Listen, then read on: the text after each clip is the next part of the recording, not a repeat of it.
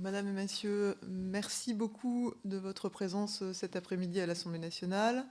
Mon collègue Hugo Bernalicis et moi-même présidons une mission d'information parlementaire sur l'impact que pourrait avoir sur la police judiciaire la réorganisation de la police nationale. On serait heureux de vous entendre en tant que chercheur sur ces questions. Dans un premier temps avec un propos liminaire si vous le voulez bien, et puis ensuite les questions qu'on pourra vous poser. Et je ne sais pas comment vous allez vous auto-désigner pour être le premier à prendre la parole, mais voilà, je vous fais confiance. Allez-y.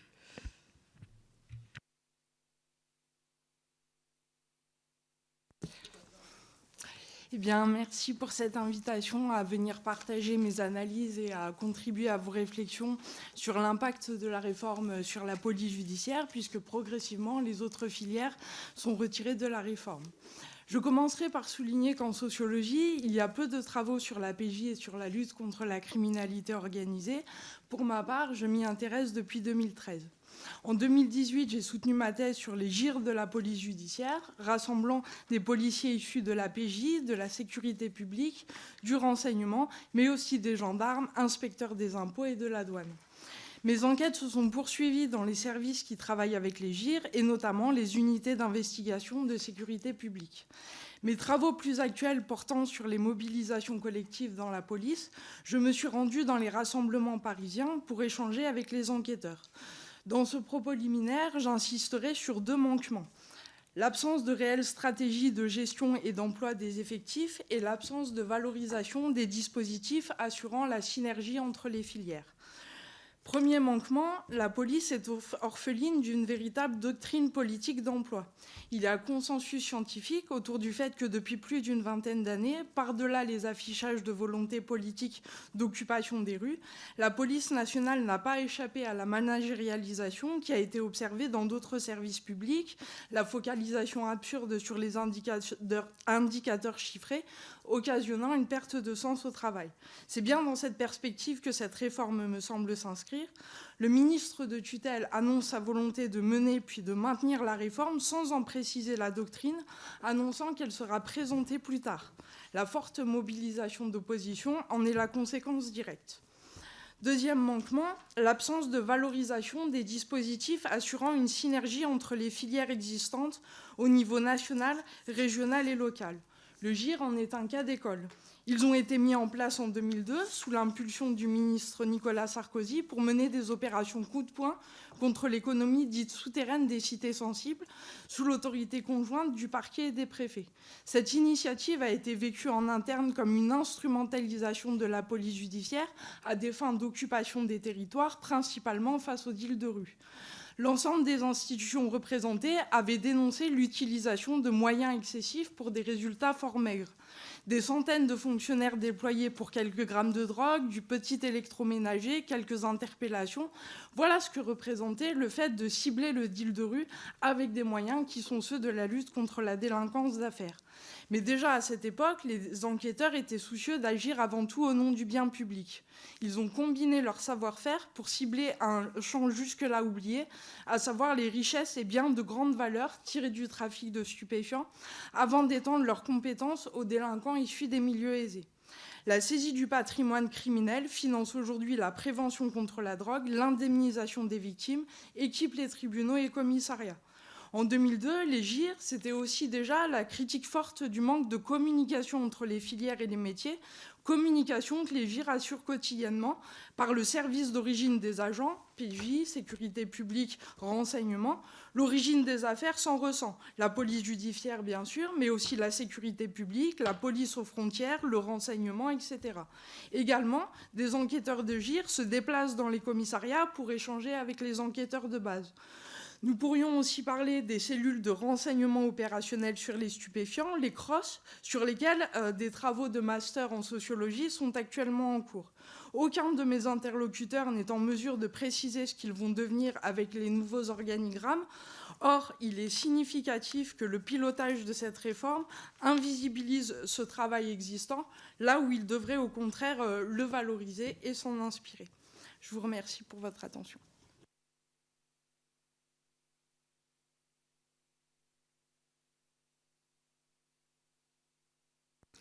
Madame, Monsieur, merci de votre invitation.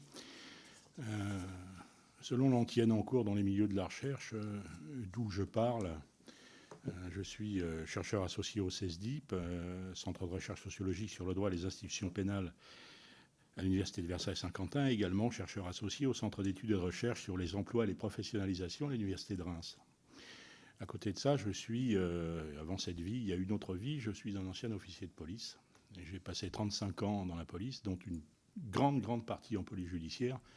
Mais il se trouve que j'ai également été renseignements généraux, à l'époque on les appelait encore comme ça, ainsi qu'à la sécurité publique. Et j'ai terminé à la formation. Tout ça pour dire que j'ai un petit peu aujourd'hui les deux casquettes. Et que s'agissant de réforme de la police, où il est question à la fois de PJ, de sécurité publique, voire de renseignement, il se trouve que j'ai fait les trois directions. Donc je vais essayer de trouver un commun accord entre ce qui...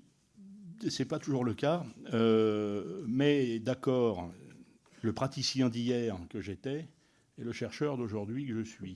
Quelquefois, il y a des dissensions, mais là, pour le coup, sur certaines remarques, les deux vies se retrouvent. 4 points rapides, je serai assez synthétique, assez schématique, sur le fonctionnement en silo, sur la police judiciaire elle-même, sur l'intégration éventuelle prévue en sécurité publique et sur... l'option de la départementalisation, je garderai un tout petit mot terminal, mais très rapide, parce qu'on pourrait y passer la nuit, sur cette satanée réforme de 1995 que vous avez eu l'obligeance d'ailleurs de signaler dans vos questions. Sur le fonctionnement en silo, il s'agit d'un problème structurel qui, à mon avis, ne se résoudra pas par l'unicité de commandement. Si l'intérêt, si le besoin, si l'envie est de supprimer le fonctionnement en silo, il me semble que de façon pragmatique, on supprime les silos, mais on ne supprime pas les hommes. Or, ce fonctionnement en silo est induit, il a toujours été induit d'ailleurs par l'organisation structurelle du fait des spécialités de métiers de la police nationale. L'investigation judiciaire, ce n'est pas le renseignement, ce n'est pas l'ordre public, ce n'est pas la migration frontière, etc., etc. Alors je pense qu'il est, pour le dire très rapidement, illusoire et dangereux de vouloir faire fonctionner différents métiers sous une même identité, avec la crainte que j'ai que, comme le disait le philosophe russe Nicolas Berdyaev, les utopies sont réalisables. Et je crains que cette utopie ne se réalise, ce qui, à mon sens, et je reprendrai les termes d'ailleurs de M. Éric Morvan, est une bêtise. Ce fonctionnement en silo, de toute façon, continuera de fonctionner. On peut avoir qu'un seul chef. Il y aura bien évidemment des filières, des spécialités et forcément des sous-chefs pour les administrer. Donc il n'y a pas véritablement de disparition du silo. Si tel était le vœu, à mon avis, c'est un vœu pieux et pour moi irréalisable, mais encore plus qu'irréalisable, dangereux. Sur la police judiciaire en elle-même, il s'agit, et pour l'avoir pratiqué, et encore une fois, je précise, j'ai pratiqué l'investigation en PJ et en sécurité publique, et ce sont deux métiers différents, j'observe que le terme investigation est, à mon sens, parfois utilisé abusivement et de façon trop générique. Parce que ce terme, il recèle des distinctions d'importance. L'investigation en sécurité publique est différente de l'investigation en PJ, même si effectivement les techniques d'enquête se rejoignent. Mais elles se rejoignent sur une seule chose, sur l'application et le respect du code de procédure pénale. Bien sûr, ce sont les mêmes textes. Bien sûr, ce peuvent être les mêmes techniques mises en œuvre. Mais les pratiques sont différentes, notamment au point de vue de la spécialité, mais surtout aussi de l'identité. J'y reviendrai tout à l'heure. D'ailleurs, puisqu'on parle d'investigation, au sens très, très large du terme, en matière de renseignement, on fait aussi de l'investigation. Et quelquefois même de l'investigation à finalité judiciaire.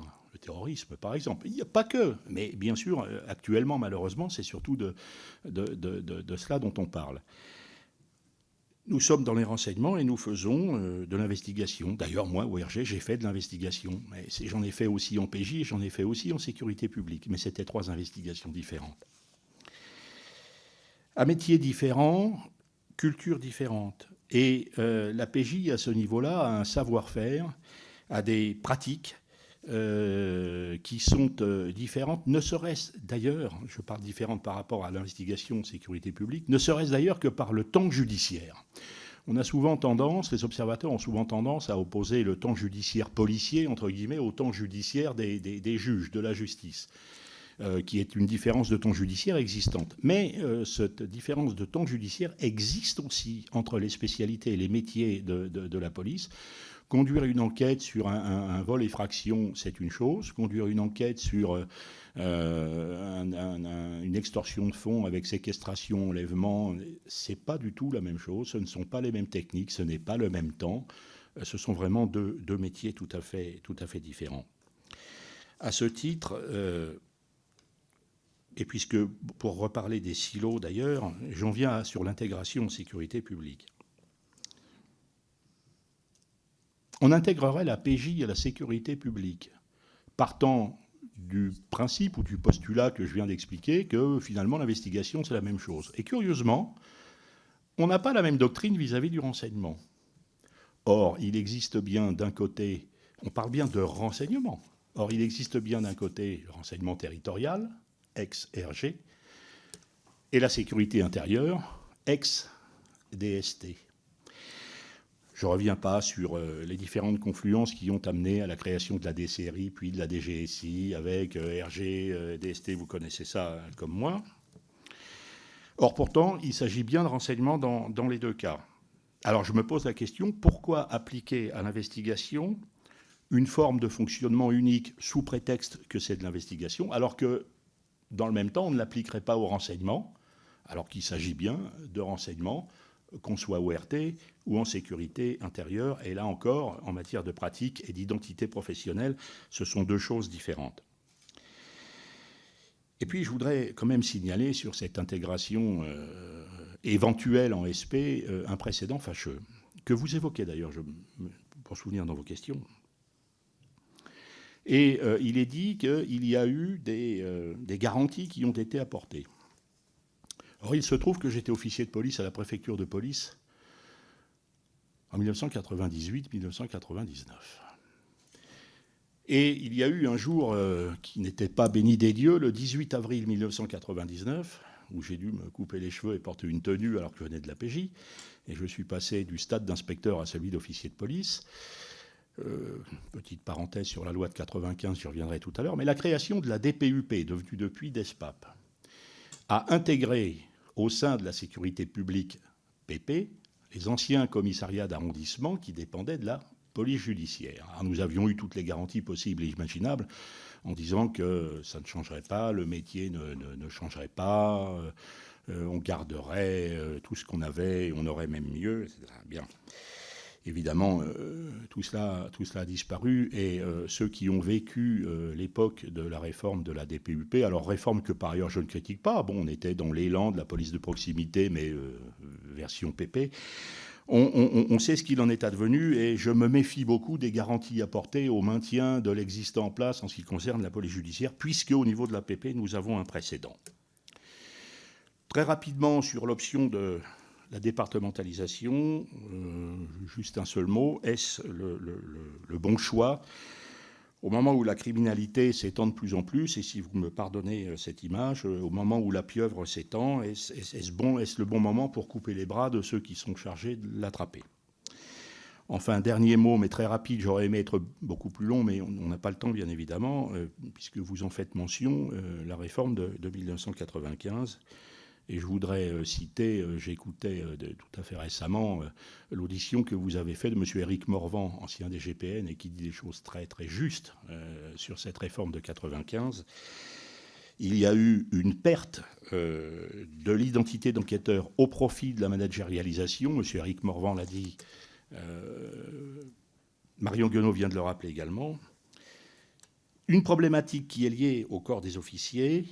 Et puis, là aussi, sur la modification de l'identité judiciaire, dans la spécialité de l'investigation judiciaire, PJ, je dis bien, ce qui a entraîné une dévalorisation du métier et une perte de sens qui a déjà été évoquée, qui a conduit à une désaffection du milieu judiciaire. Alors, est-ce que c'est une question que je me pose, est-ce que cette désaffection a conduit à dire finalement, comme la PJ Rennes n'intéresse plus, peut-être peut-on la remettre à l'ASP, bien évidemment, avec l'idée que, en même temps, les problématiques de la sécurité publique pourraient être résolues par l'apport de la police judiciaire, ce qui, s'agissant de métiers différents, est, à mon sens, encore une incongruité.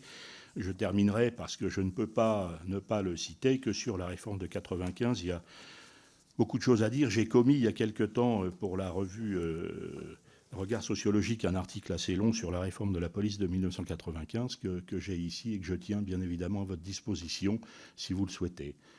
Je vous remercie.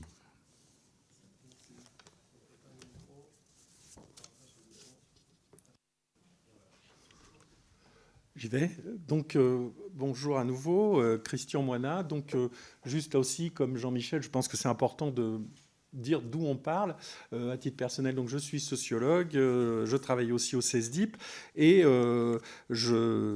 contrairement à l'image parfois qu'on peut avoir des chercheurs, on se déplace beaucoup, tous autant que nous sommes, sur le terrain pour faire des entretiens et des observations. Donc ce ne sont pas uniquement des raisonnements in abstracto, mais aussi des raisonnements qui viennent de la confrontation depuis plus de 25 ans en ce qui me concerne avec des praticiens de terrain. Deuxième chose, peut-être un peu plus que mes collègues ici, je travaille à la fois sur l'institution policière et sur l'institution judiciaire, et donc je redirai peut-être un certain nombre de choses qui ont déjà été dites, mais en prenant plutôt le prisme des relations police-justice qui, me semble-t-il, d'après les questions qu'on a pu avoir, sont aussi une dimension importante. Alors, la première chose qu'on peut dire, et notamment quand on repense aux manifestations qui ont eu lieu juste devant cette auguste assemblée il y a quelque temps, il y a eu une période où les relations police-justice, et notamment les relations des gens qui étaient en police judiciaire dans les commissariats à l'époque où il y avait une séparation nette entre ce qu'on appelait les civils, c'est-à-dire les gens de police judiciaire dont nous avons un exemplaire, pardonne-moi, ici, et puis les gens qui étaient habillés en tenue. Et ces officiers de police judiciaire se caractérisaient dans leur relation avec la justice par une relation de confiance. J'ai même commis un ouvrage là-dessus qui date de 2001. Les relations police-justice étaient d'abord sous le signe de la confiance. C'est intéressant de voir comment aujourd'hui on est arrivé plutôt à des logiques de dénonciation, d'affrontement, etc.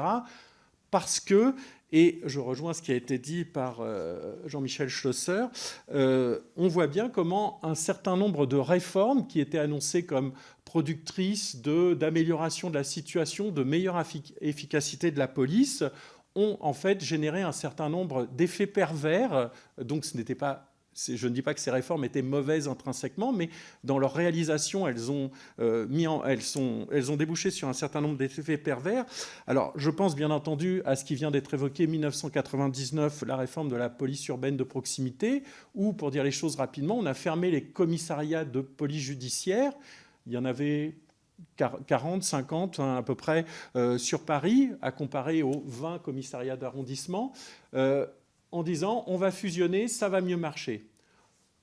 Alors, non seulement on a cassé une autre forme de police de proximité qui était celle assurée par les officiers de police judiciaire qui connaissaient très bien leur quartier, qui avaient des relations, qui connaissaient à la fois la délinquance, qui connaissaient les gens qui posaient problème, qui connaissaient les plaignants d'habitude, etc. Donc, il y avait une vision très proche du quartier. On a cassé ça. On a mis ces gens-là dans des commissariats où ils se sont retrouvés dispatchés dans des postes.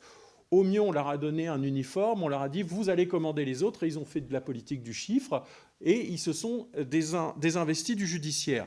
Traduction concrète, on va quelques années après, à partir de 2004-2005, dans les commissariats, on voit des gens, massification du judiciaire, on a des gardiens de la paix qui font du judiciaire, qui prennent des dossiers, qui passent leur journée à tamponner 20 recherches. Il faut quand même voir qu'on va jusque-là. Alors on va me dire que j'exagère et tout ça. Non, on peut aller visiter des commissariats pas très loin d'ici, où on a des gens qui tamponnent, alors qu'avant, c'était quelque chose qui était inconcevable. Ça participe, bien entendu, du désinvestissement du judiciaire. Évidemment, toutes les réformes qui ont été citées, la réforme de 1995 et la réforme de 1998, qui fait que tout gardien de la paix peut passer au PJ, ont produit là aussi des effets pervers. Ça partait d'une bonne intention, ces réformes. Je n'ai pas le temps de développer l'historique, mais on voit bien la logique qu'il peut y avoir d'efficacité, de multiplier les OPJ. Mais résultat des courses, alors qu'avant, on avait cette culture OPJ avec des gens qui arrivaient dans la police pour être des enquêteurs judiciaires et qui finissaient pour être des enquêteurs judiciaires, qui donc, ne se consacraient qu'à ça. D'ailleurs, les perspectives de progression de carrière étaient assez limitées pour ces gens-là par rapport à la sécurité publique. Et on a fusionné tout ça. Et qu'est-ce qu'on voit maintenant? Des gardiens de la paix pour qui le judiciaire, c'est 2-3 ans dans une carrière en fonction des postes, etc. Bref, on a supprimé cette spécialisation PJ dans les commissariats de sécurité publique. Résultat des courses, eh bien, plus d'expérience, plus d'accumulation de savoir, des gens qui viennent, qui restent, qui s'en vont, perte de reconnaissance et de connaissance, je dirais même, avec les magistrats du parquet. Or, qu'est-ce que peut être un magistrat du parquet s'il a de mauvaises relations avec ses policiers? Tout ça fait qu'on a, ce qui a déjà été expliqué, une culture de police judiciaire qui s'effiloche complètement, des savoir-faire, des connaissances des milieux délinquants qui ont perdu en pertinence, et ce n'est pas forcément les RG ou les RT qui ont pu remplacer cette mission-là, et donc un effilochage, j'allais dire, une certaine faillite de la police judiciaire locale. Et quand on voit que maintenant, on veut s'attaquer à l'échelon supérieur que sont les SRPJ, eh bien, ça laisse quand même entrevoir les plus grandes craintes d'une perte. Ce ne sont pas les 5000 agents de la PJ fusionnés avec les 80 000 agents de la DCSP qui vont réussir à retarder, à accélérer plutôt les procédures dans les commissariats, parce que 5000 par rapport à 80 000, on voit bien comment le rapport est assez dérisoire, et qu'on risque de perdre la proie pour l'ombre, c'est-à-dire de perdre ce savoir-faire accumulé par les services de PJ, cette connaissance, et c'est un peu les derniers Indiens dans les réserves qu'on a gardées en termes de PJ, et par rapport à... Et on voit que le risque est très grand qu'on évolue dans une structure qui finalement, où il n'y ait plus du tout ce savoir judiciaire, mais pour des affaires qui maintenant seront des affaires de plus haute volée, puisqu'on sait bien que la PJ traite des affaires plus graves.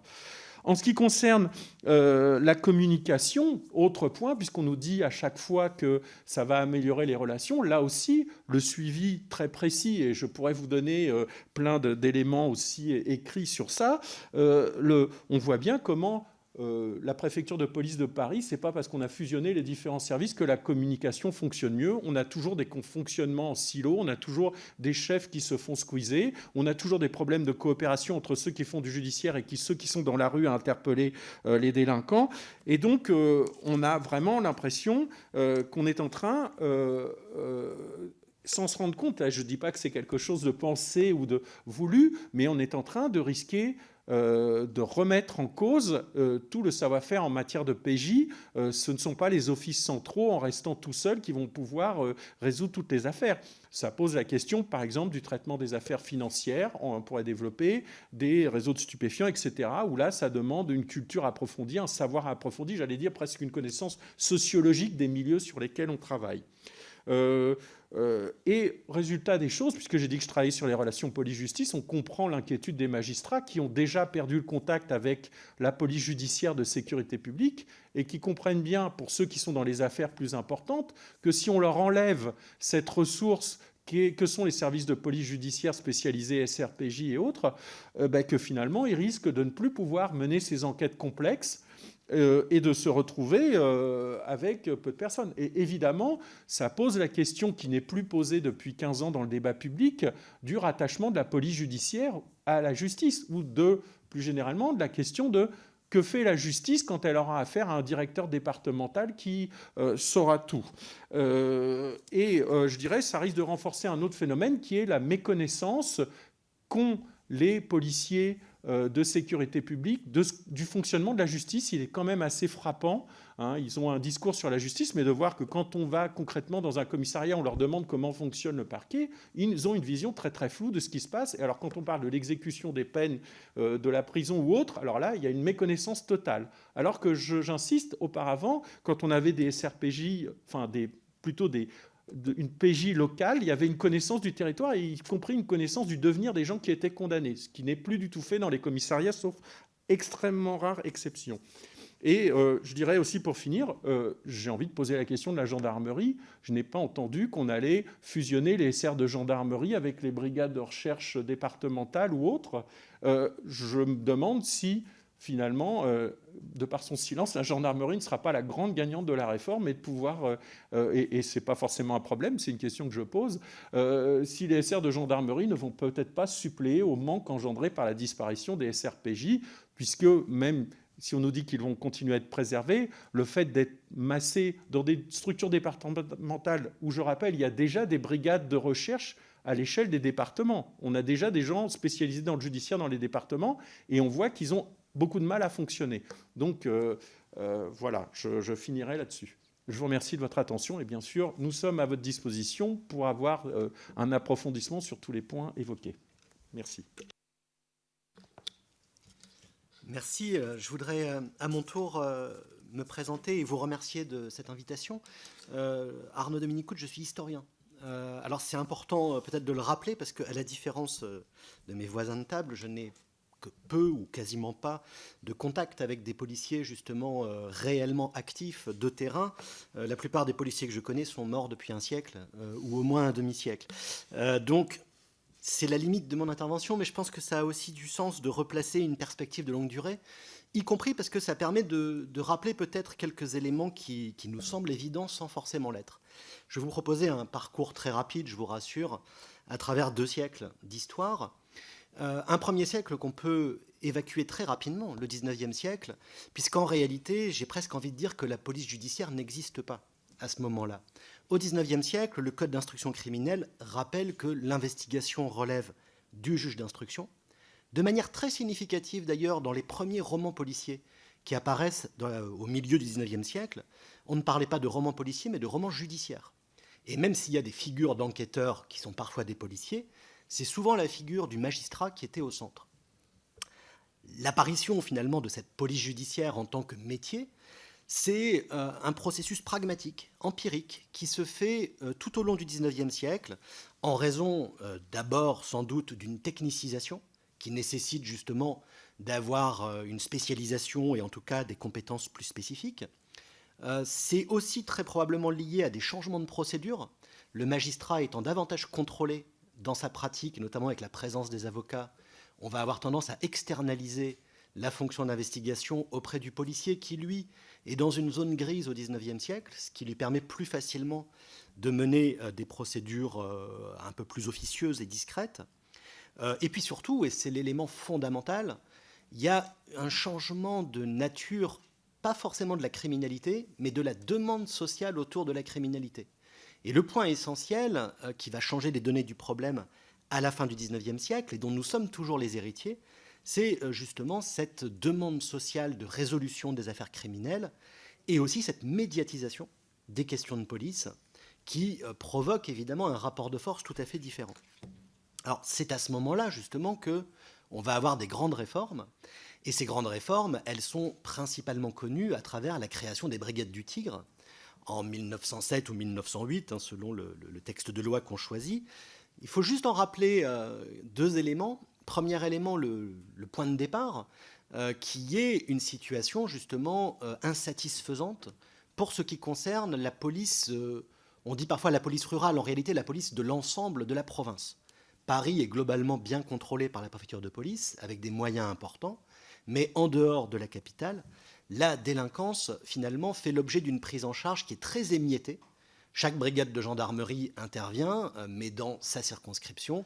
Chaque sûreté urbaine intervient, mais dans l'espace de la ville, simplement. Et c'est finalement un certain nombre d'affaires très médiatisées autour de 1900 qui vont justement attirer l'attention d'une presse qui, par ailleurs, est très friande de faits divers sur justement les insuffisances d'une police qui est morcelée, qui est cloisonnée, qui fonctionne pour le coup en silo géographique et donc qui ne voit pas notamment les développements de bandes criminelles itinérantes.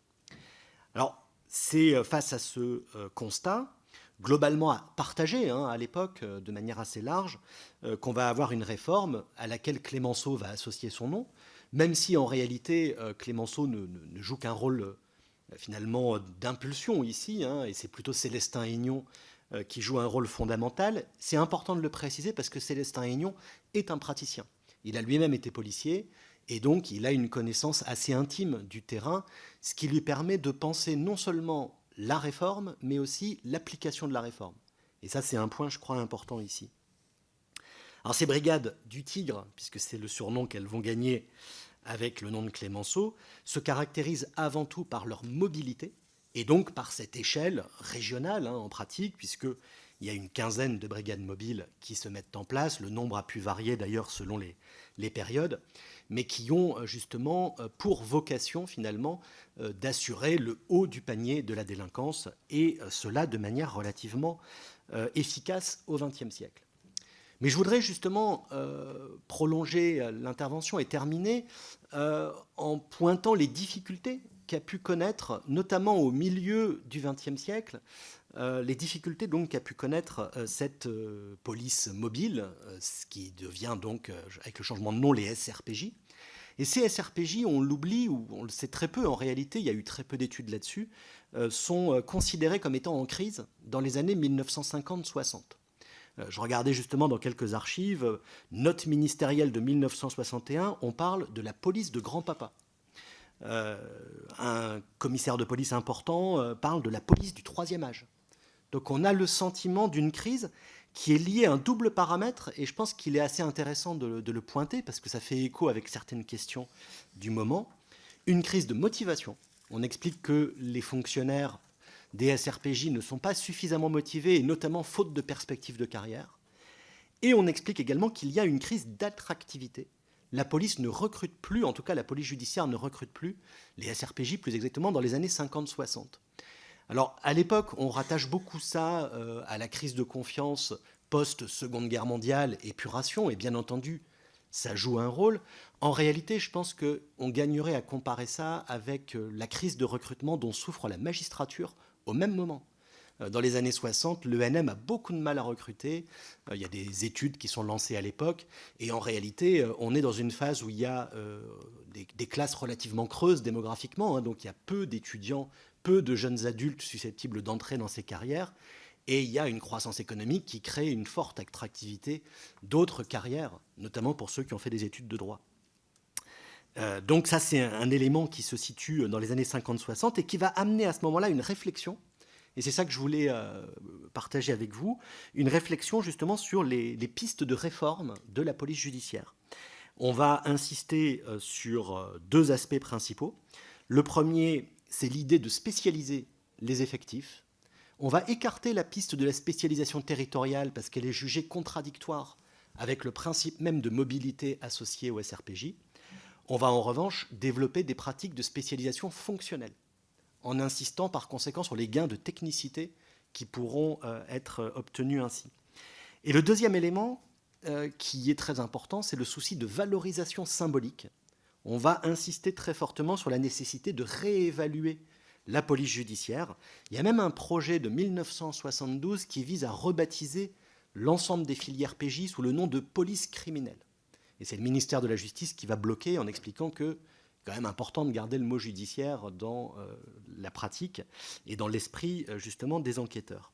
Mais donc on a cette réflexion-là des années 50-60, qui m'amène, pour conclure, et l'historien que je suis restera prudemment à un demi-siècle d'écart du temps présent, mais pour conclure, je m'arrêterai aux années 70, et finalement à ce paradoxe d'une police judiciaire qui s'est rétablie, puisque sans qu'on sache très bien d'ailleurs comment la crise des années 50-60 se résout, très probablement aussi parce qu'il y a un changement de contexte un peu général et parce que cette question de l'estime de soi a évolué et qu'elle a évolué notamment en comparaison, on peut dire, avec la crise naissante de la sécurité publique. Et les années 70, et c'est le début d'une période qui se prolonge sans doute jusqu'à aujourd'hui, montre justement un début de crise de cette police de sécurité publique et notamment de cette petite police judiciaire qui est confrontée à partir de l'extrême fin des années 60 à l'explosion d'un nouveau contentieux de masse qui est le vol. Puisque l'explosion des vols entre les années 65, on va dire, et 85, et puis ça se stabilise à un plateau élevé, va complètement bouleverser l'institution policière qui n'est pas capable de répondre à cette explosion des plaintes, explosion des faits mais aussi des plaintes, les deux pouvant ici être un peu dissociés. Et ça va provoquer aussi une crise de confiance majeure, une crise de confiance liée au fait qu'il y a une perte de confiance de la société envers la capacité de la police à résoudre justement des problèmes de cambriolage, par exemple, de vol de voiture, etc. Et le discours qui s'impose dans les années 70-80, c'est de plus en plus celui d'une déconnexion entre la police judiciaire et les attentes des citoyens. Il me semble à cet égard que le cœur du problème, même si, bien entendu, de l'eau a coulé sous les ponts depuis, c'est plutôt du côté de la sécurité publique que de la police judiciaire. Et il y a quelque chose d'assez paradoxal, finalement, dans cette réforme, à voir que pour résoudre les problèmes de la sécurité publique, on touche d'abord, finalement, à la police judiciaire. Je vous remercie pour votre attention.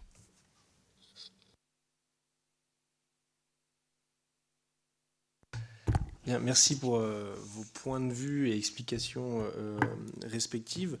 Plus récemment de nous, on nous a parlé aussi de la réforme Salanova, de la filiarisation de la fonction judiciaire au sein de la sécurité publique. Est-ce que vous auriez des choses à nous dire là-dessus, des premiers bilans? Certains tirent le bilan que la filiarisation soit n'a pas atteint les objectifs escomptés, soit même a aggravé la situation antérieure. Bon, y compris de savoir, selon, de votre point de vue, ce qui est des causes internes à la police. Est-ce que c'est vraiment ces organisations qui ont pesé ou pas sur la problématique de l'explosion des plaintes ou autre, ou est-ce que ce sont des causes exogènes, en réalité, qui ont fait ça? On voit dans la période dans laquelle on se trouve, notamment parce qu'on a fait le tour d'un certain nombre de services de police et on les a reçus ici, vous avez pu profiter d'une partie des auditions quand elles étaient publiques, mais notamment sur la question des violences intrafamiliales, sur lesquelles la focale a été mise évidemment politiquement et médiatiquement surtout ces derniers temps. Tous les policiers nous disent être en grande difficulté pour absorber tous ces gens qui avant ne venaient pas déposer plainte, c'est-à-dire que les faits n'avaient pas lieu, mais qui maintenant viennent les déposer. Donc est-ce que vous savez nous dire ce qui vient de l'extérieur, ce qui est vraiment ce qui a posé des soucis vis-à-vis des réformes intérieures, notamment des dernières? Voilà. Et après j'aurais une autre question sur la réforme de 95 qui visait à casser aussi une culture justement PJ, mais le mauvais côté de la culture PJ, en tout cas dans l'imaginaire, qui était des grands seigneurs qui ne s'occupaient pas du reste de la police. Voilà. Est-ce que c'est une image d'Épinal? Est-ce que c'était une réalité? Comment on fait pour que ces cultures professionnelles ne deviennent pas non plus des entre-soi professionnels ou des difficultés entre les différents agents et vis-à-vis de l'autorité judiciaire?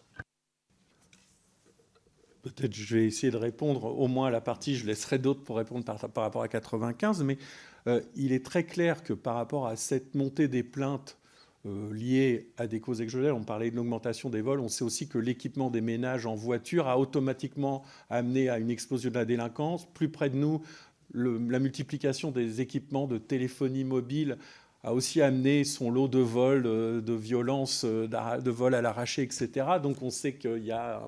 et qu'au fur et à mesure où les automobiles sont mieux défendues, où les téléphones portables se généralisent, ça se stabilise là, mais ça, on découvre d'autres champs.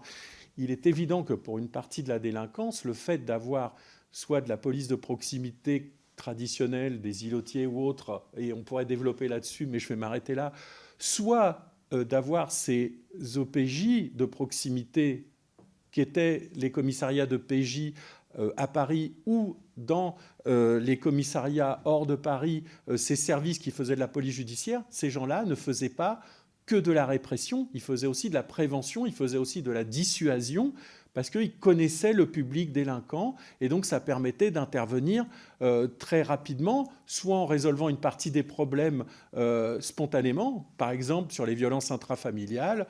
Grigny, la Grande Borne, il y avait un major qui allait qui allait prévenir certaines personnes que attention, il y a des choses qui ne se font pas et qu'ils étaient dans le collimateur de la police. Enfin, cette idée qu'on peut apprécier bien ou mal, mais qu'on peut être dans le collimateur de la police et que ça sert à réfréner certains comportements. Et que donc, si on est uniquement dans un système judiciaire et policier réactif, prise de plainte sans pouvoir être en amont, et le modèle de la gendarmerie est aussi traditionnellement un modèle fondé sur la prévention, on arrive avant que les petites affaires deviennent des gros problèmes. Si on est uniquement une fois que c'est devenu un gros problème, il va falloir gérer non seulement policièrement, mais je dirais judiciairement derrière. fatalement, on se retrouve dans une logique de masse où on subit un rythme. Et aujourd'hui, ce sont les violences intrafamiliales. Demain, on sait très bien que le contentieux de l'environnement va exploser. Alors, deux attitudes par rapport à ça. Où on relance une forme de police proactive, comme disent les anglo-saxons, c'est-à-dire qui ne va pas faire que réagir à l'événement, mais être un petit peu en amont. Et ça demande un changement complet des algorithmes qui dominent la police actuellement, et je dirais même les parquets aussi. Ou alors, on va s'orienter vers des politiques pénales où il faudra faire des choix. C'est-à-dire, on traite ou les stupéfiants, ou les violences faites aux femmes, ou la délinquance économique et financière, et on fera des choix qui forcément mettront de côté un certain nombre d'activités. Et là, c'est la question qu'on peut se poser avec la réforme de la SRPJ. Est-ce qu'on n'est pas en train de se dire, il y a une partie de la grosse délinquance économique et financière, les réseaux dont on sait très bien que tout ce qui a été tolérance zéro et politique du chiffre n'ont pas atteint les têtes de réseau. On sait que c'est d'autres façons, que c'est plutôt à travers l'activité de GIR ou de la grâce, enfin tous ces gens qui se mobilisent pour attaquer, je dirais, au portefeuille et pas forcément sur le volet pénal traditionnel. Voilà, et donc ce sont ces questions-là, je pense, qui sont posées derrière ce projet de réforme. Est-ce qu'on veut une police qui traite les violences faites aux femmes, et encore qui subissent les plaintes et donc qui arrivent toujours trop tard quelque part, ou est-ce qu'on veut être dans une police plus proactive ? Je vais tenter de répondre à vos deux questions qui sont très proches l'une de l'autre, entre filiérisation d'une part et réforme de 95 d'autre part. La filiérisation répond, à mon sens, répondait en tout cas quand ça a été lancé, plus à un problème de ressources humaines, qui était évoqué à la suite de nombreuses demandes syndicales qui étaient assez légitimes, demandes syndicales qui provenaient principalement du corps d'encadrement d'application, gardiens de la paix, brigadiers chefs, qui voulaient se voir reconnaître la spécificité, en l'occurrence judiciaire. Et ça, c'est une demande qui a émané à la suite, justement, de 95 et de 98, quand beaucoup de gardiens de la paix ont été affectés dans des services de police judiciaire auxquels ils n'avaient pas accès avant la réforme de 1995, puisqu'avant 95, pour un rappel rapide, il y avait la police en tenue d'un côté, la police en civil de l'autre. Voilà. Bon. J'observe que cette filiérisation, pour autant que la demande soit légitime, a quand même souffert d'une chose qui a, pour moi, très globalement entaché sa mise en œuvre, c'est le problème de la formation. Être reconnu comme sachant dans tel domaine, c'est une chose. Être capable d'assurer les fonctions liées à tel autre domaine, c'est autre chose. Et sur la formation des filières, bon là, je vous dirais un peu immodestement que je vous renvoie à ma thèse de doctorat sur la formation des policiers, mais il n'y a effectivement rien eu. Et je lis ça en même temps avec la réforme de 95. Alors vous évoquiez les grands seigneurs de la PJ. Bon, il y a une raison, là je laisserai sans doute sur ce sujet la parole à mon voisin de droite. Je pense qu'il y a une grande raison historique aussi pour laquelle les pégistes ont été considérés, et se sont sans doute considérés eux-mêmes comme les grands seigneurs. Petite incise, j'observe, pour avoir parlé avec des gens qui ont fait toute leur carrière dans l'ordre public, les CRS notamment, qu'ils ont une haute valeur ajoutée à leur fonction d'ordre public, et que pour eux, c'est là-dessus que repose en grande partie la police. Et ne parlons pas des gens qui sont spécialistes du renseignement, pour qui tout repose sur le renseignement. Donc c'est vrai que les chapelles des grands seigneurs appartiennent là aussi à toutes les filières. La seule différence historique, et je dirais littéraire et cinématographique, c'est vrai que le passant qui passe s'intéresse plus largement aux affaires judiciaires, aux crimes. Enfin, voilà. Et c'est pour ça que ça a permis aussi d'élever un petit peu cette image. Alors, cette réforme de 95, elle est quelque part un petit peu, je dirais, préfiguratrice de cette histoire de filiérisation. Il y avait, dans l'idée de 95, c'était de rationaliser les corps, de passer à 5 corps, de 5 corps à 3 corps. Enquêteur, inspecteur, officier de paix, commissaire, gardien, tout ça, ça faisait beaucoup. Donc on est passé à gardien, officier et commissaire. Mais le problème, c'est qu'on n'a pas pris en compte à l'époque les dérives que ça allait engendrer, notamment au niveau de l'identité professionnelle et des savoir-faire. Avant 1995, lorsque vous rentriez dans la police comme inspecteur ou enquêteur, ce qui fut mon cas, on rentrait dans la police, mais on rentrait aussi pour faire un métier. Et ce métier, c'était l'investigation. Alors l'investigation telle que je la dépeignais tout à l'heure, c'est-à-dire soit l'investigation judiciaire, la police judiciaire, soit l'investigation en renseignement. Quand on sortait de Canécluse, on allait en PJ ou au RG, à la DST pour un quantum de poste très peu, mais bon, voilà. Donc, on épousait un statut, mais on épousait un métier, mais on épousait une spécialité. Le terme épouser est utilisé à dessein. Depuis 1995, on rentre comme officier et on est susceptible d'aller en sécurité publique, en CRS. Il n'y a plus, si vous voulez, véritablement de filière. Là, pour le coup, on est dans une espèce de je me souviens que M. Morvan a utilisé le terme de couteau suisse. Je trouve ce terme tout à fait adapté.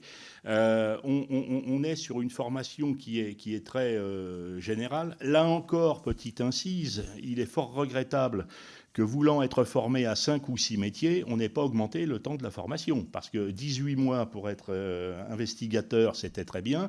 18 mois pour être investigateur, ordre public, renseignement, soutien, formateur, etc., etc. Bon, petite insiste sur la formation, mais qui me semble d'une importance capitale. Et ça a beaucoup changé la mentalité. Je le dis dans l'article de façon un petit peu triviale, mais finalement, un inspecteur inspectait, un officier officie. Vous voyez ce que je veux dire. La dénomination du métier et partant, la reconnaissance n'est plus là. Ce qui a conduit et ce qui conduit encore énormément d'officiers aujourd'hui à partir de la police judiciaire et à demander... Alors il y a d'autres problématiques, notamment qui sont liées à la simplification de la procédure pénale. Et à partir vers d'autres horizons, principalement des horizons qui sont managériaux. Pour la petite histoire, je rappelle quand même qu'aujourd'hui, à la brigade de répression du banditisme, lorsqu'un poste s'ouvre, il n'y a aucun postulant.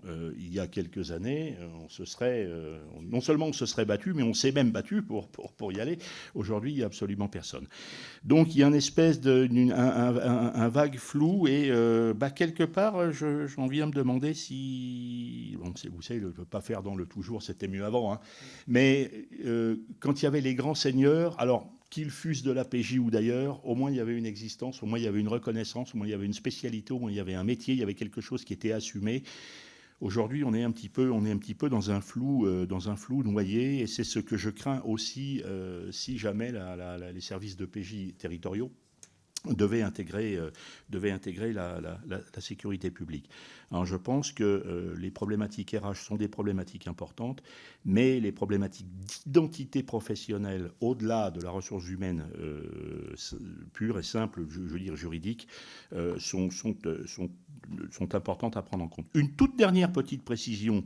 Je ne suis plus juriste, mais quand même, j'ai été au PJ. L'article 18 du Code de procédure pénale, la fameuse extension de compétences, qui pose parfois des problèmes insolubles quand on veut se déplacer d'un territoire. C'est déjà assez compliqué comme ça. Alors, je crains que si on départementalise une police qui jusqu'à présent était régionalisée et qui avait, on va dire, certaines facilités d'extension de compétences, notamment en matière de flagrant délit, ça ne vienne encore alourdir la procédure pénale. Et je rappelle que si on devait modifier cet article 18 pour départementaliser la PJ, il s'agirait, en matière de transformation du Code de procédure pénale, d'une innovation législative et non d'un droit constant, comme le dit M. le ministre de la Justice, s'agissant des adaptations du CPP en matière d'extension de compétences. Alors ça vient encore alourdir le problème, et quand on parle de simplification de la procédure pénale, alors ça ne va pas encore dans ce sens, et je pense que les officiers de police judiciaire, notamment de la PJ, vont encore trouver là motif à mécontentement. Enfin, c'était une petite histoire, mais c'est important de le souligner. Merci. Oui, si vous permettez un tout petit mot peut-être sur les identités professionnelles, pour replacer ça aussi dans une perspective historique, on peut avoir le sentiment finalement que l'enquête judiciaire est toujours davantage valorisée parce qu'elle correspondrait davantage finalement à ce qui est compréhensible dans la société, attendu, etc. C'est en partie vrai bien sûr, mais c'est aussi une construction. Et il est assez frappant, par exemple, de voir comment les gendarmes racontent leur vie sur la longue durée.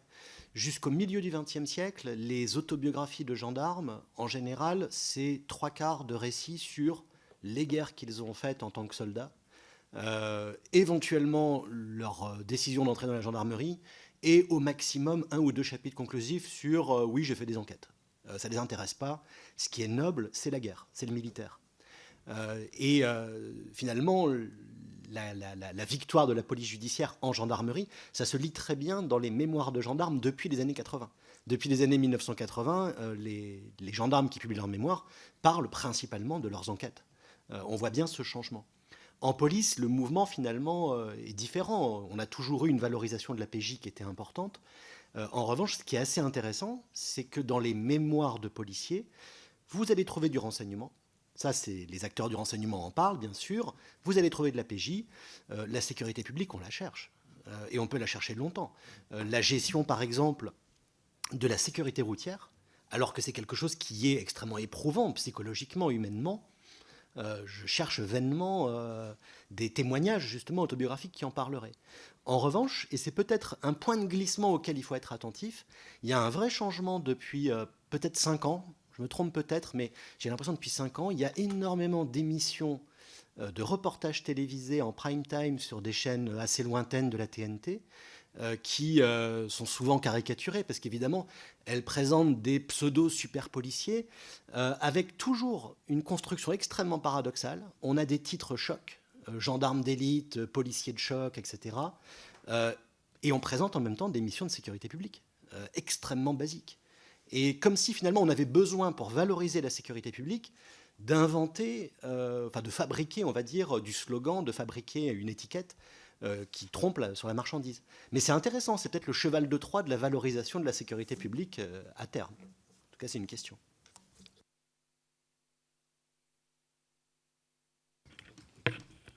Merci beaucoup. Dans les travaux qu'on mène depuis octobre avec mon collègue, ce que je considère être des remontées un peu importantes des policiers, quelle que soit d'ailleurs leur filière, judiciaire ou sécurité publique, c'est une judiciarisation de la société, voire même parfois le terme pénalisation a été utilisé, mais plutôt par des magistrats. Le second sujet, on en a parlé, c'est les contentieux de masse, et donc actuellement les violences intrafamiliales. Ensuite, il nous est aussi cité assez régulièrement, moins fort que les deux sujets que je viens de citer, la perte de connaissances terrain de la PJ, pour le dire de façon très caricaturale, et la perte ou la faiblesse, là aussi c'est un peu caricatural, de compétences techniques de la sécurité publique. Donc, voilà. Et donc la perte de chance globale que ces faiblesses pourraient représenter pour la société. Et puis enfin le dernier point, c'est évidemment la complexité de la procédure pénale. Et ça, ce dernier point, je devrais même le mettre en toute tête des points qui nous sont signalés comme étant les causes importantes de la crise de la police et en particulier de la filière judiciaire. Quel est votre regard là-dessus? Ou est-ce que vous confirmez, ce que je viens de vous dire? Comment vous voyez les choses à ce sujet dans le cadre de vos recherches? Merci. Oui, pardon. Merci. C'est un micro à la fois. C'est le micro du présidentiel. Peut surplomber les autres, mais pas tous les micros. Je prolonge la question justement sur les identités professionnelles qui accaparent une partie du temps d'enquête des sociologues et des historiens notamment. Un des éléments aussi qui est mis en avant dans les choses qui vont bien là où l'expérimentation a pu être mise en œuvre dans de bonnes conditions, alors évidemment avec toutes les limites parce qu'il n'y a pas d'échelon zonal dans l'expérimentation, il n'y a pas de doctrine, il n'y a pas, enfin bref, toutes les limites que connaissent les uns et les autres, c'est justement cette idée que certains finissent par dire bah oui, mais chacun étant dans son service, sa culture professionnelle, on n'avait plus l'impression d'appartenir à la même maison police. Et dans ce qui est mis en avant, c'est de dire ah bah ça y est, enfin on a l'impression d'être dans la même maison police. avec des choses très concrètes, hein, quand la sécurité publique s'occupe des déferrements pour les OPJ de la police judiciaire, et que ça leur demande plus de traîner une journée au tribunal plutôt que d'être sur d'autres enquêtes, ils se disent tiens, c'est de l'entrée dans ton service, c'est intelligent, ça fonctionne bien et on est dans la même maison et on va tous dans le même sens. Pareil pour la police aux frontières qu'on a essayé de peu évoquer mais qui est concernée aussi par la réforme et qui a de la matière judiciaire aussi en son sein, qui d'ailleurs sera sanctuarisée pour le coup et ne sera pas concernée vraiment comme le reste par la réforme. Eux-mêmes disaient voilà, quand on était cantonné à l'aéroport et qu'il n'y avait pas d'avion, parce qu'il y a des créneaux horaires où il y a moins d'avions ou peu d'avions, on faisait rien. Là, on est associé pour faire des rondes avec le commissariat de sécurité publique juste à côté de chez nous, juste à côté de l'aéroport, et c'est bien, ça nous valorise, et nous, on peut aussi faire irriguer de notre culture professionnelle les policiers de sécurité publique pour les étrangers en situation irrégulière qui savent moins bien traiter que nous parce qu'on est spécialistes. Donc comment on résout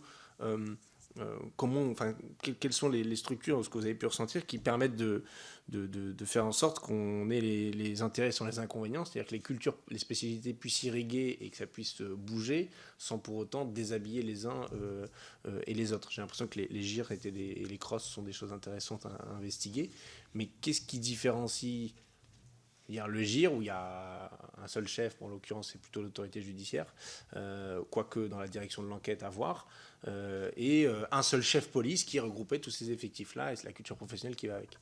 Je prolonge la question. Bon, comme ça, tu prépares la réponse.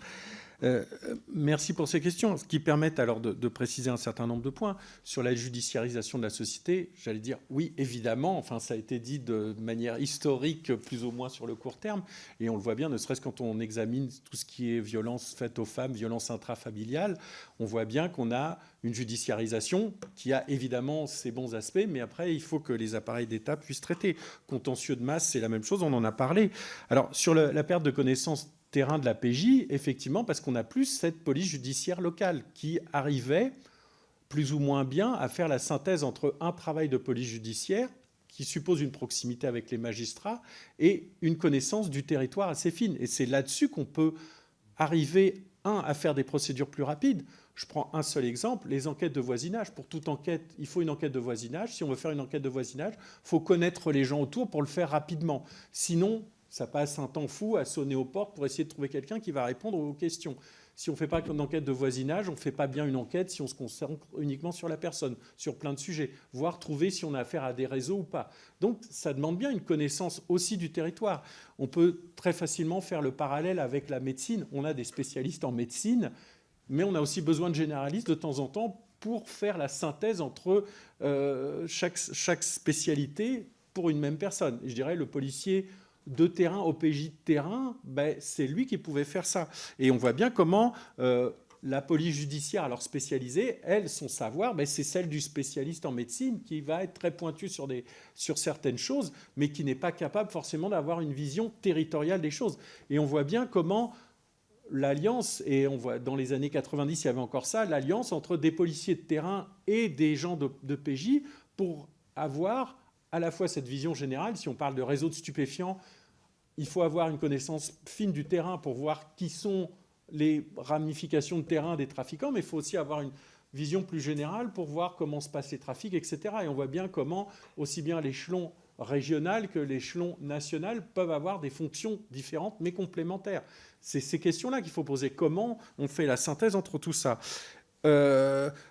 Alors les faibles compétences techniques de la sécurité publique, oui, ça a été très bien dit. Tout ce qui est, quand on a fait qu'un OPJ, c'est quelqu'un qui, 2-3 ans dans sa carrière, fait ça, et pas autre chose, évidemment, il ne va pas s'impliquer très fortement, et bien entendu, il n'a pas le temps d'acquérir des savoir-faire, et on voit bien comment on a plein de comptes rendus dans les parquets qui arrivent, qui sont classés sans suite, parce que l'affaire est hyper mal ficelée dès le début. Je crois que c'est une majorité des affaires sont d'ailleurs classées sous ce titre-là. Et puis, la complexité de la... Pardon ?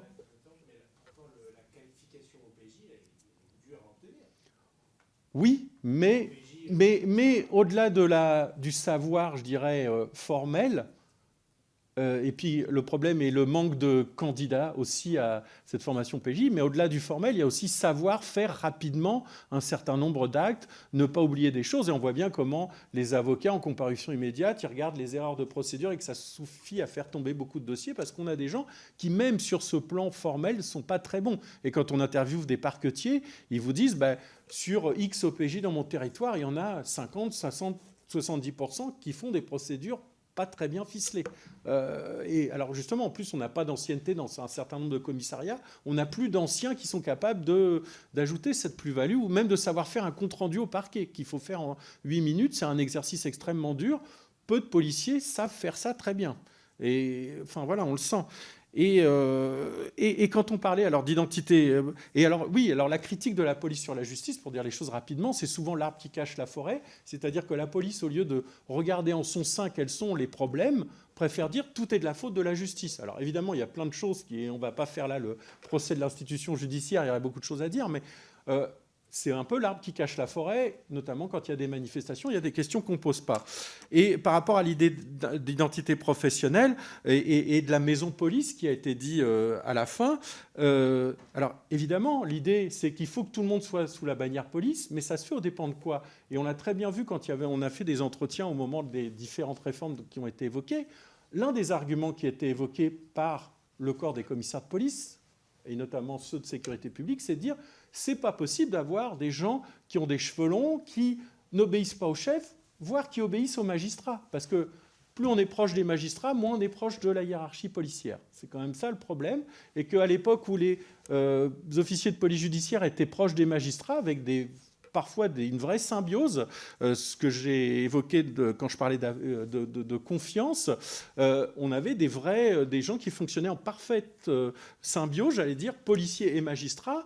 Là, il faut que tout le monde soit en uniforme, il faut que tout le monde, pourquoi pas, j'ai rien contre les uniformes, mais si ça doit se faire aux dépens d'une relation avec la justice et que l'institution judiciaire se trouve sans personnel opérationnel qu'elle ne peut trouver que dans la police parce qu'on n'a pas de service enquêteur attaché strictement à la justice comme dans d'autres pays, si on a et c'est tout les discussions autour de l'article D4 du Code de procédure pénale, si je ne me trompe pas, qui sont qui est le chef de la police judiciaire, hein? Et on voit bien que dans la théorie, c'est le magistrat, dans la pratique, faut pas... dans la PJ, il peut y avoir des discussions par rapport à ça. Quand on est en sécurité publique, il n'y a pas photo, c'est le commissaire qui décide. Et on voit bien que ça, c'est une vraie question. Est-ce qu'on veut encore une police judiciaire qui dépende qui ait des liens organiques avec la justice, ou est-ce qu'on veut des gens qui sont tous sous l'étiquette maison police? Pourquoi pas? Dans ce cas-là, qu'est-ce qu'on fait pour l'institution judiciaire? Je suis désolé d'avoir été un peu long, mais il me semblait important de rapporter ces points-là. Et juste peut-être un dernier point qui est extrait d'une enquête réalisée par la DRCPN de la police nationale auprès des policiers, où on pose la question: est-ce que vous estimez avoir un rôle utile dans la société? Réponse oui à la PJ 77%, à la sécurité publique 62%, 15 points de moins, c'est juste pour dire, et la PAF 53%. Ce n'est pas des chiffres de sociologues, c'est des chiffres internes à la maison police. Donc je trouve que c'est intéressant, ça veut dire que peut-être il y a des boulots qui sont plus intéressants que d'autres, et que si on aligne tout le monde sur l'endroit où on se sent le moins bien, ça pose des questions en termes de gestion interne de la police. Merci. Alors, pour apporter un élément sur les deux questions qui ont été posées, déjà, pour revenir sur la question du contentieux de masse, on pourrait prendre l'exemple du trafic de stupéfiants que j'ai beaucoup étudié. En fait, on se pose pas assez, on se pose plus la question de est-ce qu'il est plus efficace de s'attaquer en priorité aux vendeurs en bas d'immeubles, aux consommateurs, ou à la petite minorité de gens qui tirent un énorme bénéfice de ces trafics, qui ont des biens immobiliers à l'étranger, des comptes en banque, etc. Enfin, on a souvent l'idée que c'est la petite délinquance qui va sous-tendre le trafic de stupéfiants. Or, ce qui a été étudié, c'est que c'est plutôt l'inverse. Et on est dans cette idée qu'on peut tout faire. Or, ce n'est pas vrai. On observe que la lutte contre le blanchiment, c'est encore le parent pauvre de la lutte contre le trafic de drogue, parce qu'on a ce travail d'interpellation en bas des cités, etc., qui a contribué à développer ce contentieux de masse. Il y a une perte de sens pour les policiers qui sont en bas de l'échelle, que j'ai pu accompagner plusieurs fois et qui me disent « j'ai l'impression de vider l'océan à la petite cuillère ». Et au haut du spectre, des unités comme les GIR ou comme les services de lutte contre le trafic de stupéfiants éprouvent des difficultés à faire aboutir leur dossier dans les juridictions, parce que ces juridictions et la justice, elle est noyée dans ce contentieux de masse, les gens qu'il faut faire défiler en comparution immédiate, etc., quoi. Et sur la question de la coopération et de la manière dont on peut mettre fin au cloisonnement, on a effectivement les GIR et les CROSS qui sont assez jeunes encore dans le temps, mais on a observé qu'assez vite, ils permettent la fin d'un certain nombre de télescopages, ils permettent aussi d'associer les services de sécurité publique à un certain nombre d'enquêtes, ce qui permet de créer des passerelles, de redonner du sens. Le fait que les GIR, ce soit un service qui travaille uniquement en co-saisine avec un autre service, ça permet à ces services d'investigation-là de ne pas se sentir dépossédés un petit peu des affaires qui peuvent être considérées comme plus intéressantes et qui demandent du temps. Et parce que les gens se parlent, ça permet aussi des échanges d'informations entre les institutions. Parce qu'il y a énormément d'infos, toutes les institutions concernées, tous les services de police produisent énormément d'infos et qui se perdent dans la nature sans ces structures-là, mais qui sont encore jeunes et qui doivent, il est vrai, gagner en puissance. Voilà.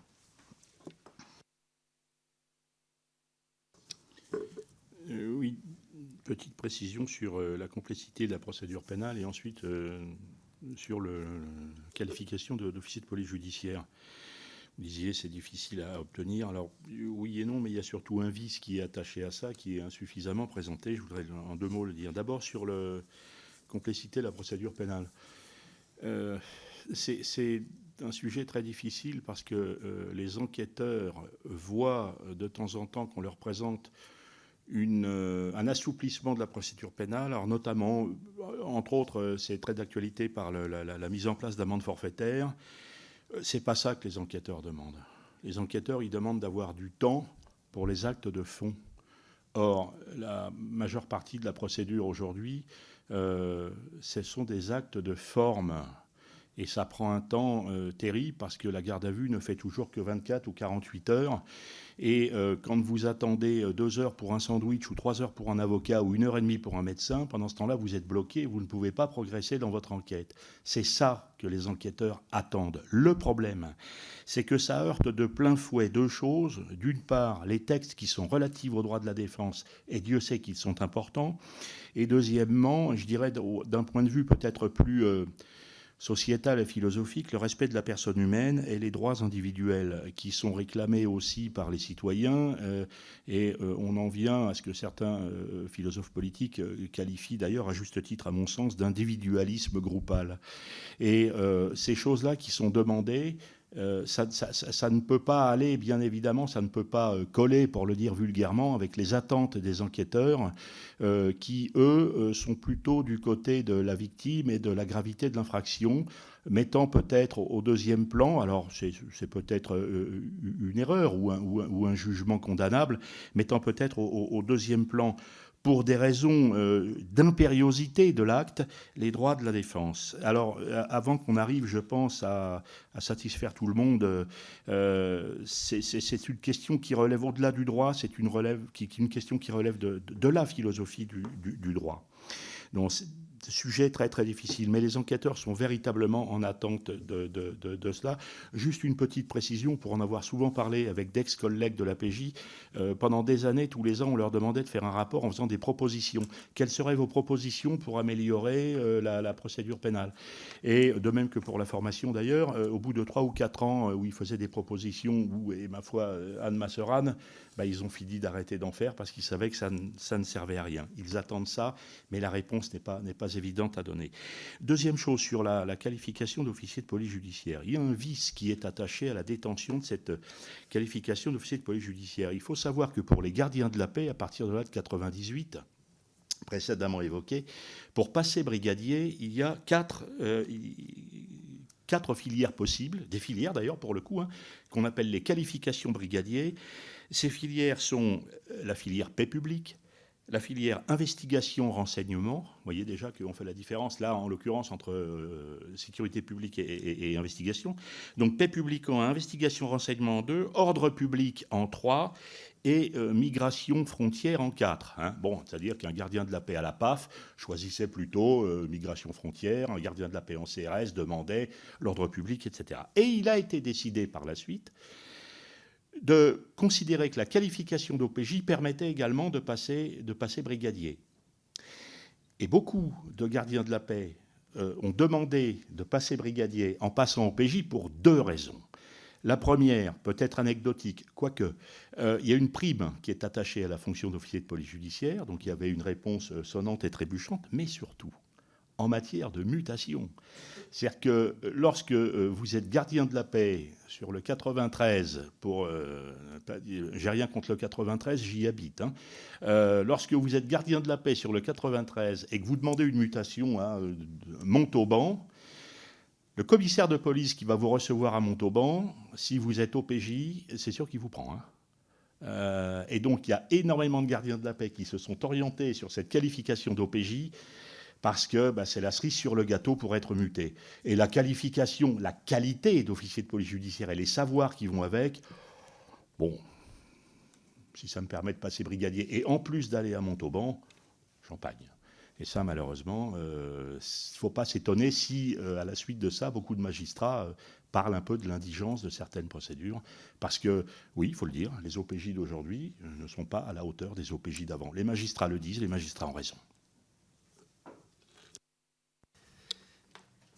Une toute petite remarque peut-être de mon côté, parce que je n'ai pas beaucoup d'éléments à apporter sur ce qui a été dit, mais juste un point qui rejoint la question à la fois de la complexité de la procédure pénale, mais aussi de ce débat sur finalement l'organisation pratique de la police et notamment la possibilité de fonctionner de manière plus collégiale, de concert, etc. Il y a quelque chose qui m'intrigue un petit peu toujours dans cette histoire, c'est quelle est la part de la souplesse. Alors c'est peut-être pas devant la commission des lois qu'il faut dire ça, mais les lois sont-elles réellement faites pour être appliquées? Et dans quelle mesure justement y a-t-il des marges d'ajustement qu'on voit peu, qu'on voit mal? Et est-ce que peut-être une des questions d'arrière-plan de tout ce débat, c'est pas justement le durcissement des procédures, au-delà de la procédure pénale, durcissement des procédures administratives, durcissement d'une culture peut-être légaliste et administrative, qui serait liée aussi au nouveau recrutement des commissaires de police, aux nouvelles logiques finalement administratives et institutionnelles, on va dire, de la police. En tout cas, il me semble important de rappeler que la police a très longtemps été, et qu'elle est restée fondamentalement, un art de la pratique et de l'improvisation. Il n'est peut-être pas certain qu'aujourd'hui, ça soit justement aussi évident, ni aussi accepté institutionnellement, pour de bonnes et de mauvaises raisons.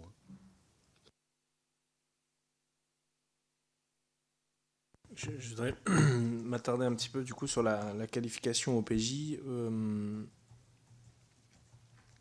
parce que la formation, elle est de 4 mois et demi, le jury, il est présidé par des magistrats.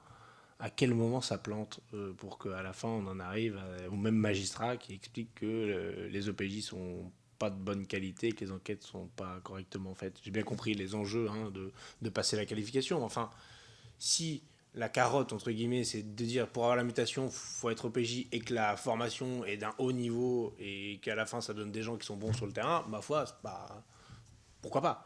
mais à quel moment ça dysfonctionne, y compris parce que dans la réorganisation de la police, évidemment, il y a eu la LOPMI qui a été votée, on attend la décision du Conseil constitutionnel, mais qui comprend un volet sur la formation qui intègre un tiers de la formation d'OPJ dans la formation initiale et les 2 tiers si la personne a eu des bons résultats. Enfin, vous avez vu ça comme moi, mais du coup, ça interroge. Est-ce que, du coup, quel va être l'impact finalement de cette réorganisation? Est-ce que c'est-à-dire qu'on aura encore plus d'OPJ dont les magistrats vont se plaindre? Bon, le problème principal est pédagogique, hein, c'est connu, mais c'est la dichotomie théorie-pratique. Il se trouve qu'effectivement, dans ces 4 mois, ce sont que des cours théoriques. Si on compare justement avec la formation que j'évoquais à l'époque à Canécluse, alors école supérieure des inspecteurs de la police nationale, ESIPN à l'époque avant 95, c'était 18 mois. Les commissaires de police, même si les commissaires de police n'ont pas que l'aspect judiciaire, font 2 ans, dont 1 an de stage, mais quand même 2 ans. Bon, 4 mois sur des cours théoriques, sur des sujets qui sont effectivement quelquefois ardus en droit, ça ne suffit pas. Il y a très peu de mise en situation, enfin très peu ou pratiquement, ou même pas du tout d'ailleurs, de mise en situation, de simulation, de jeux de rôle, alors que dans les écoles initiales, ça existe. Et d'ailleurs, les gardiens de la paix qui suivent la formation au PJ s'en plaignent à juste titre. Alors, ce sont des cours qui sont donnés principalement par des formateurs policiers. Alors là aussi, il y aurait beaucoup à dire parce que moi j'ai connu une époque où les formateurs policiers étaient des officiers qui avaient un certain nombre d'ancienneté en tant que pratiquants. Aujourd'hui, vous êtes OPJ, au bout de 2 ans, vous pouvez vous-même devenir formateur OPJ.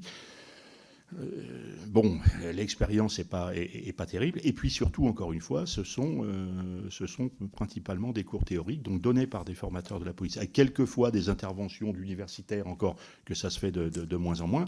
Et ce sont des gens qui sont immédiatement envoyés sur le terrain au bout de 4 mois et qui doivent assurer, alors là, pour le coup, de façon pratique, de devoir prendre des décisions qui sont des décisions lourdes, hein, puisqu'il en va de la liberté individuelle des personnes, avec des problèmes qui sont liées aussi à la conduite de certaines affaires. Et là, j'en reviens d'ailleurs à l'identité professionnelle et au savoir-faire PJ.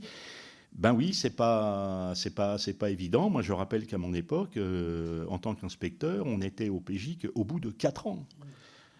Aujourd'hui, vous êtes au PJ au bout de 4 mois. Et en plus, nous, non seulement on avait les 4 ans, mais on avait quand même des simulations, enfin, il y avait plein de choses. Là, voilà, vous allez à la fac pendant 4 mois, et au bout de 4 mois, on vous dit, monsieur, c'est vous qui allez décider de la garde à vue d'un tel ou un tel, et c'est vous qui allez prendre telle ou telle décision. C'est pas facile. Oui, et puis pour rajouter un mot, la police judiciaire, c'est aussi des unités où il y a une culture de la transmission qui est très importante. On apprend énormément sur le tas, mais parce qu'on vous prend, moi je l'ai expérimenté par moi-même lors de mes enquêtes, on vous prend, on vous amène, on vous donne des cours de droit, puis on vous emmène en perquisition, on vous emmène en interrogatoire, et on vous apprend ainsi toutes les ficelles du métier, et on travaille en particulier à faire perdre les mauvaises habitudes qui ont été prises en sécurité publique, qui est principalement de ne pas avoir le temps, de faire de l'abattage, etc.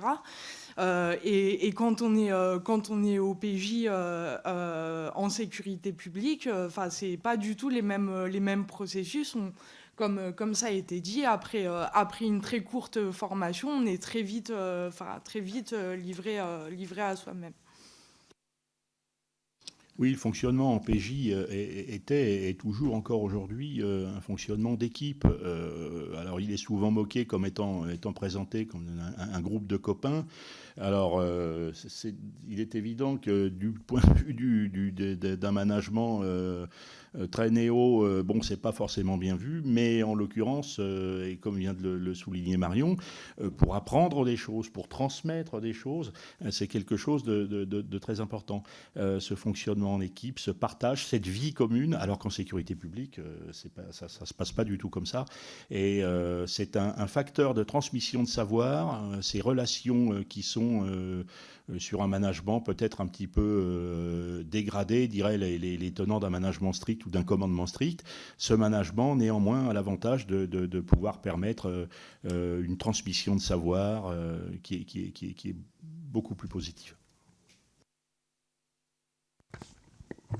Je reviens sur dans les quelques minutes qui nous restent.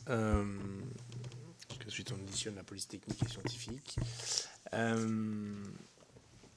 Sur justement le cœur un peu de la réforme, parce qu'on a évoqué beaucoup de sujets, mais certains se disent que finalement, en ayant un chef commun, c'est l'assurance d'avoir une coordination qui est défaillante. Okay. Et les autres disent, si on ne met qu'un coordinateur, ce qui a été créé un peu de manière récente avec les DZSP, les directeurs zonaux de la sécurité publique, qui n'ont qu'un rôle de coordination. On dit, bah oui, mais s'ils ne font que coordonner, s'ils ne sont pas chefs, c'est-à-dire autorité hiérarchique, alors ça ne fonctionne pas non plus. Et donc c'est cette tension qu'il y a entre ces deux notions, d'autorité hiérarchique, d'autorité fonctionnelle, notion qu'on retrouve d'ailleurs dans les liens entre les officiers de police judiciaire et l'autorité judiciaire, qui sont sur une autorité fonctionnelle, puisqu'ils sont toujours sous l'autorité hiérarchique police. Est-ce que ça peut fonctionner? À quelles conditions ça peut fonctionner d'avoir deux types d'autorité, avec toutes les limites qui vont avec? Quand on a reçu ici les offices centraux, la chef de l'OFAS plaidait notamment pour que dans la future doctrine, elle puisse avoir, elle, en ce qui nous concerne, elle parlait pour sa paroisse, et c'est normal, avoir une autorité fonctionnelle renforcée sur les antennes OFAS. Bon. Alors, moi j'ai dit, mais qu'est-ce que c'est donc que l'autorité fonctionnelle renforcée? Ça m'a fait sourire d'abord, mais on voit bien que c'est là le cœur finalement. J'ai pu entendre des chefs de la police dire, de toute façon, l'autorité fonctionnelle, c'est n'importe quoi, la seule autorité qui vaille, c'est l'autorité hiérarchique, point. Quel est votre regard là-dessus au regard du fonctionnement des organisations que vous avez analysées? Là, on ne peut que rappeler un classique de la sociologie de la police qui est qui commande réellement le policier sur le terrain ou le policier en action. Et là, il y a quand même une illusion. Enfin, alors, il faudrait parler des carrières de commissaires. Le temps de combien de temps un commissaire reste en place dans un commissariat? Est-ce qu'il est dans la coordination ou est-ce qu'il est simplement dans le fait de faire descendre des ordres? On a bien vu que dans certains commissariats, on a des gens qui ne font que transmettre des ordres, qui ne sont pas dans l'analyse, qui ne sont pas dans la réflexion et qui surtout ne sont pas dans la coordination, dans le sens où l'écoute de la base ne se fait pas toujours très bien. C'est j'impose des ordres, les gens derrière, il y a des questions, pas de questions, et puis derrière, première chose qu'on fait une fois que le chef a tourné le dos, on va critiquer sa décision, mais personne ne l'aura évoqué très clairement. Donc le problème de fond, il est effectivement, est-ce que d'avoir des beaux organigrammes avec des fiches de poste et puis des flèches qui disent machin, commande, truc, etc., ça suffit? Ou est-ce qu'il faut plutôt réfléchir opérationnellement? Ce qu'on sait très bien, ça a été dit Manon pour les GIR, on peut poser aussi la question des coopérations entre les brigades territoriales et brigades départementales plus spécialisées dans la gendarmerie. On voit bien que le fait d'avoir des services qui sont co-responsables ou des individus même qui sont co-responsables d'une affaire va être beaucoup plus intéressant que d'avoir une coordination avec toujours le coût, vu les nombres d'affaires traitées. Si tout doit remonter à un chef, voire à un chef de chef et redescendre après, on ne peut plus se permettre ça, ou alors si on se permet ça, on va emboliser encore plus le système parce que à chaque fois que la moindre décision doit être prise, il faut remonter tout en haut de la pyramide hiérarchique. Pourquoi pas tout centraliser à Paris avec un seul chef? C'est déjà un peu le modèle vers lequel on a tendance à aller spontanément. Mais je veux dire, alors supprimons tous les échelons hiérarchiques et disons-nous, on a un chef, le ministre de l'Intérieur, pour tout le monde, et il va y avoir une meilleure coordination. On voit bien que c'est totalement illusoire, que la coordination, ça veut dire aussi des gens du terrain, du plus bas niveau hiérarchique, qui se parlent entre eux et pas forcément ce qui remonte. Ce qu'on a vu avec la réforme de la pub ou d'autres, ou le fonctionnement actuel de la préfecture de police de Paris, c'est que très souvent, pour que deux personnes se parlent, ça va remonter toute une chaîne hiérarchique, redescendre de l'autre côté. C'est pas que la police d'ailleurs qui est victime de ce syndrome-là, pour que deux personnes se parlent. Mais quel temps perdu, quelle lourdeur hiérarchique administrative. Et si on va vers ça, on est sûr que ça va moins bien marcher. C'est un résultat de sociologie de l'administration relativement classique. Oui, avec deux risques. Alors après, on va voir quelles sont les quels vont être les responsables, d'où ils viennent. Le premier, c'est que, mais ce ne sera pas nouveau en l'occurrence, que les questions politiques et donc les décisions politiques l'emportent sur la réalité du terrain. Alors quand elles collent, tant mieux, mais ce n'est pas toujours le cas. Et que comme il y aura une décision unique, décision première et finale, du coup, la réalité du terrain risque parfois d'en pâtir. Et ça risque d'être doublé par une pratique managériale fort condamnée et condamnable d'ailleurs, mais qui en même temps est fortement humaine, comme ce qui est très souvent condamnable, c'est l'involution des buts. C'est-à-dire que moi, je viens de telle culture, PJ, renseignement. Ce que je sais faire, je vais prioriser ce que je sais faire. Et pas condamnable, puisque au moins je suis sûr de le faire à peu près mieux que ce que je ne sais pas faire. Alors, qui sera à la tête de ça? Est-ce que ce sera quelqu'un de la sécurité publique, quelqu'un de la PJ, quelqu'un de la PAF, quelqu'un de... Bon. Alors, je vois bien tout de suite l'argument qu'on peut me dire, c'est oui, mais les commissaires de police notamment, et d'une certaine façon, les officiers sont formés, comme je le disais tout à l'heure, maintenant à être compétents erga omnes sur tous les problèmes. Ce n'est pas tout à fait vrai. Et encore une fois, s'il y a des spécificités, des spécialités dans la police, c'est bien précisément parce qu'on ne peut pas embrasser toutes les spécialités, en tout cas avec un niveau de compétence que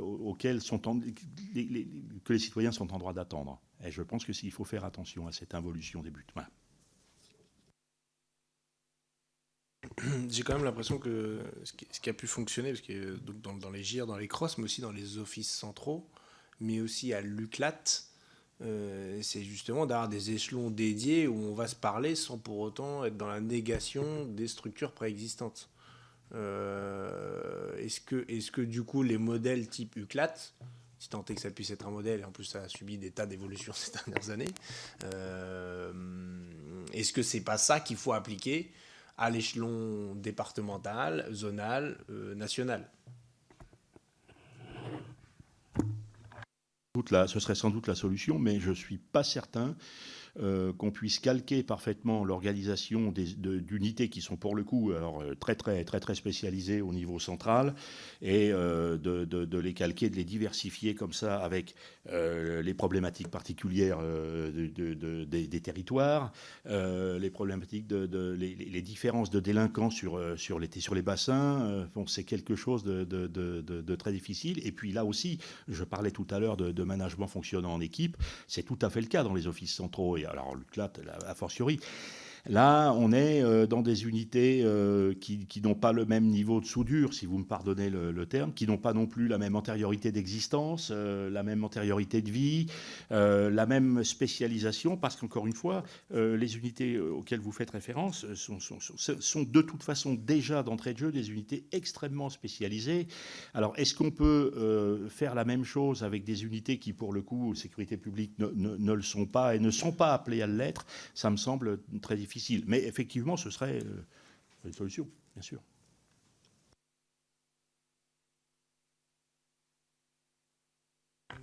Sauf si vous avez des choses à ajouter, on va terminer l'audition ici.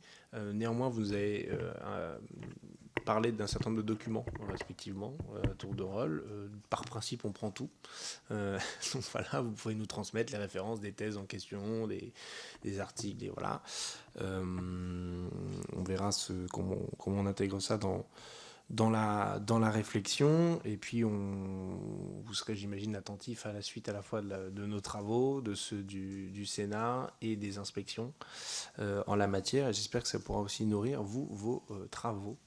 Voilà, merci à tous les quatre. Merci.